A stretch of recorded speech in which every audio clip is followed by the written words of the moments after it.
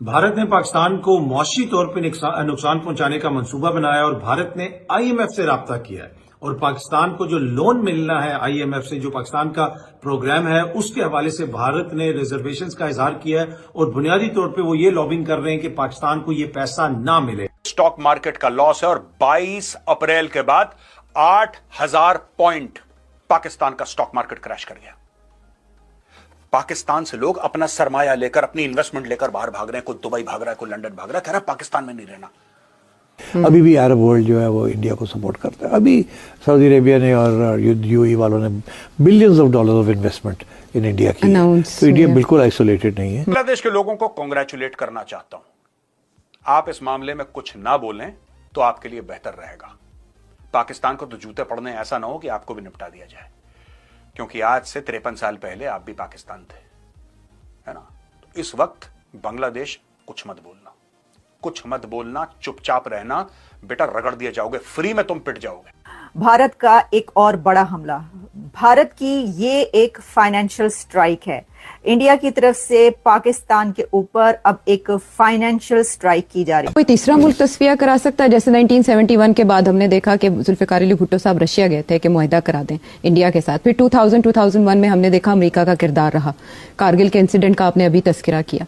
तो अभी इस सिचुएशन में कोई मुल्क इस पोजीशन में है जो टेंशंस कम करवाए? नहीं, मेरा नहीं ख्याल।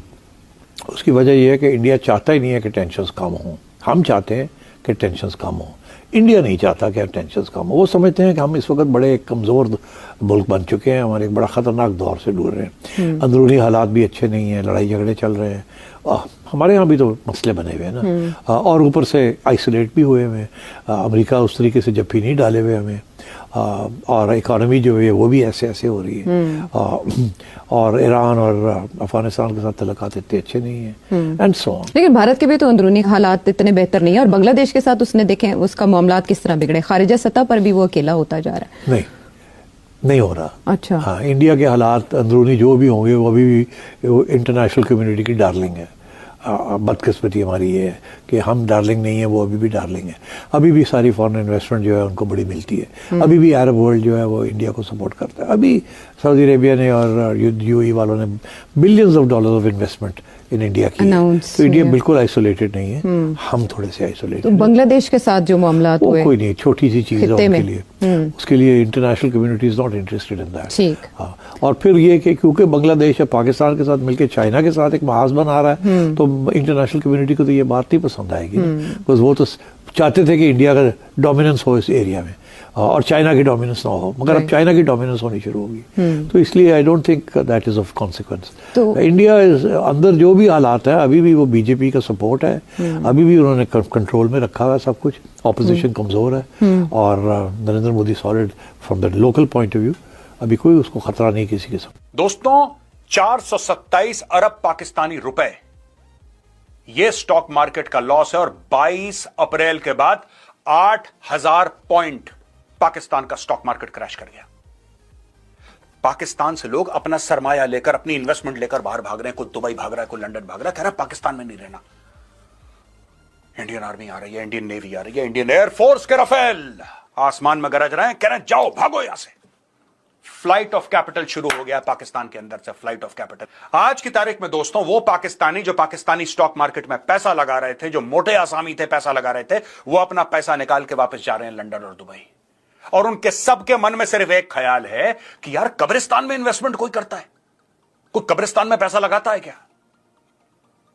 यह हाल कर दिया है दोस्तों। मिलिट्री मार तो पड़ेगी, डिप्लोमेटिक मार पड़ेगी, इकोनॉमिक मार पड़ेगी, पॉलिटिकल मार पड़ेगी, और तब तक तुम्हें मारेंगे, तब तक तुम्हें मारेंगे कि तुम जितने भी हो ना, जिनकी शक्ल इंसान जैसी है, तुम्हारी शक्ल अगले 3 महीने के अंदर सुअर जैसी लगेगी। आज का वीडियो सेव कर लेना पाकिस्तानियों।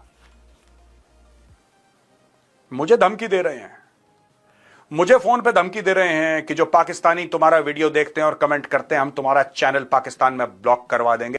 तुम देख लेना, दुनिया थूकेगी नहीं तुम्हारे ऊपर, तुम्हारा वो हाल करेंगे। तुम्हें बहुत खुजली हो रही है, खास तौर से पाकिस्तानी पंजाबी हैं, इनको बहुत खुजली है, बहुत खाज है। बेटा इस बार ऐसा मुकम्मल इलाज होगा कि तुम लोग जाओगे, तुम्हारी पतलूने एयरपोर्ट पे उतारी जाएंगी। तुम देख लेना, अभी तुम देख लेना, FATF का देख लेना तुम।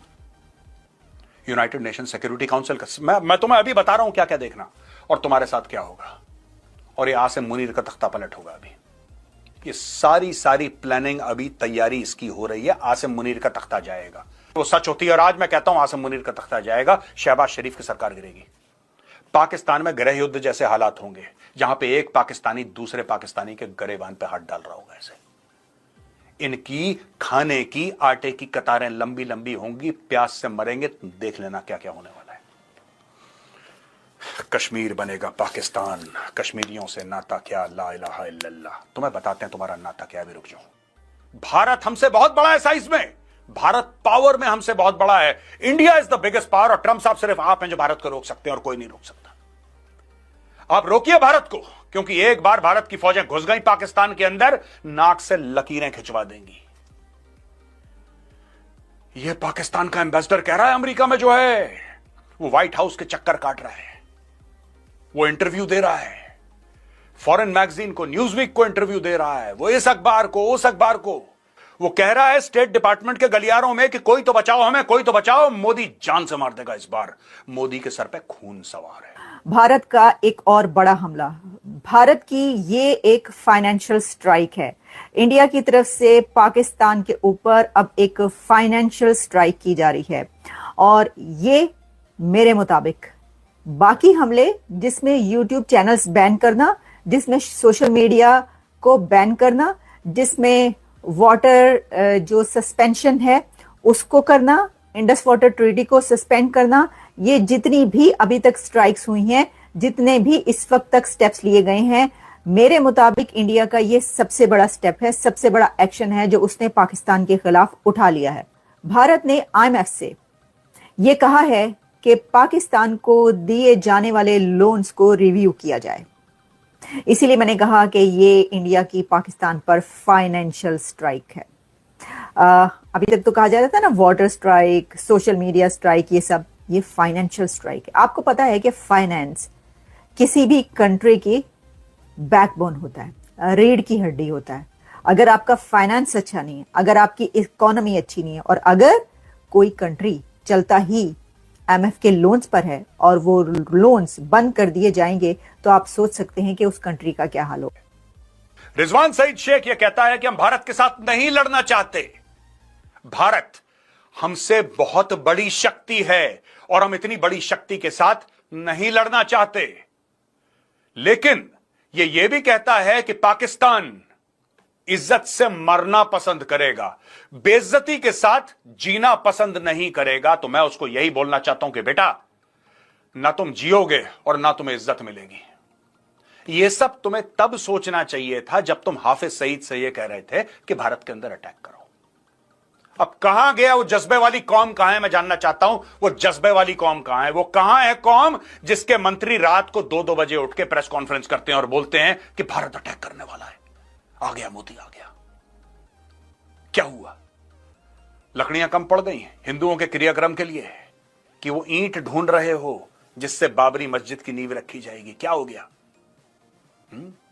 या खून नहीं मिल रहा हिंदुओं का कि सिंधु नदी सूख रही और उसमें हिंदुओं का खून बहा दें?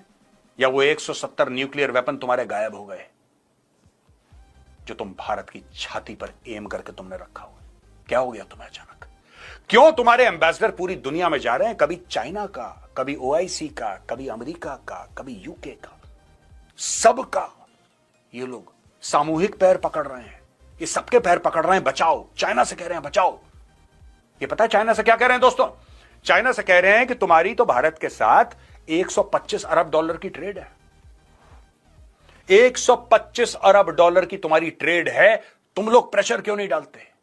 चाइना इनसे कहता है शट अप, चुप करो, तुमने फैलाया है रायता, तुम समेटो। इसके बीच में यह खबर आई है कि बांग्लादेश इस मामले में बिल्कुल चुप है दोस्तों। बांग्लादेश इस मामले में कुछ नहीं कह रहा। मैं बांग्लादेश के लोगों को कांग्रेचुलेट करना चाहता हूं। आप इस मामले में कुछ ना बोलें तो आपके लिए बेहतर रहेगा। पाकिस्तान को तो जूते पड़ने ऐसा ना हो कि आपको भी निपटा दिया जाए, क्योंकि आज से 53 साल पहले आप भी पाकिस्तान थे, है ना? तो इस वक्त बांग्लादेश कुछ मत बोलना, कुछ मत बोलना, चुपचाप रहना। बेटा रगड़ दिए जाओगे, फ्री में तुम पिट